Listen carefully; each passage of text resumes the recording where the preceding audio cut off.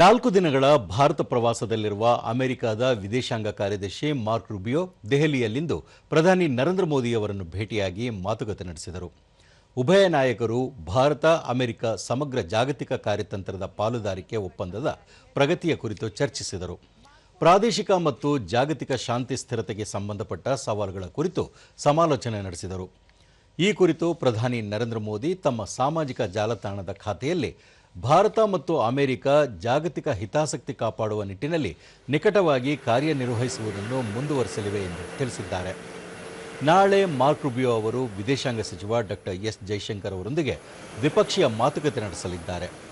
ದೆಹಲಿಯಲ್ಲಿರುವ ಅಮೆರಿಕ ರಾಯಭಾರ ಕಚೇರಿಯ ಸ್ವಾತಂತ್ರ್ಯ ದಿನಾಚರಣೆ ಕಾರ್ಯಕ್ರಮದಲ್ಲಿ ಪಾಲ್ಗೊಳ್ಳಲಿದ್ದಾರೆ. ಸೋಮವಾರ ಆಗ್ರಾ ಮತ್ತು ಜೈಪುರ ನಗರಗಳಿಗೆ ಭೇಟಿ ನೀಡಲಿರುವ ಅವರು ಮಂಗಳವಾರ ಭಾರತ ಆಯೋಜಿಸಿರುವ ಕ್ವಾಡ್ ವಿದೇಶಾಂಗ ಸಚಿವರ ಸಮಾವೇಶದಲ್ಲಿ ಪಾಲ್ಗೊಳ್ಳಲಿದ್ದಾರೆ. ವಿದೇಶಾಂಗ ಸಚಿವ ಡಾಕ್ಟರ್ ಎಸ್ ಜೈಶಂಕರ್ ನೇತೃತ್ವದಲ್ಲಿ ನಡೆಯಲಿರುವ ಸಭೆಯಲ್ಲಿ ಮಾರ್ಕ್ ರೂಬಿಯೋ ಸೇರಿದಂತೆ ಆಸ್ಟ್ರೇಲಿಯಾ ವಿದೇಶಾಂಗ ಸಚಿವೆ ಪೆನ್ನಿ ವಾಂಗ್ ಮತ್ತು ಜಪಾನ್ ವಿದೇಶಾಂಗ ಸಚಿವ ತೊಶಿಮಿಟ್ಸು ಮೊಟೆಗಿ ಸಹ ಪಾಲ್ಗೊಳ್ಳಲಿದ್ದಾರೆ.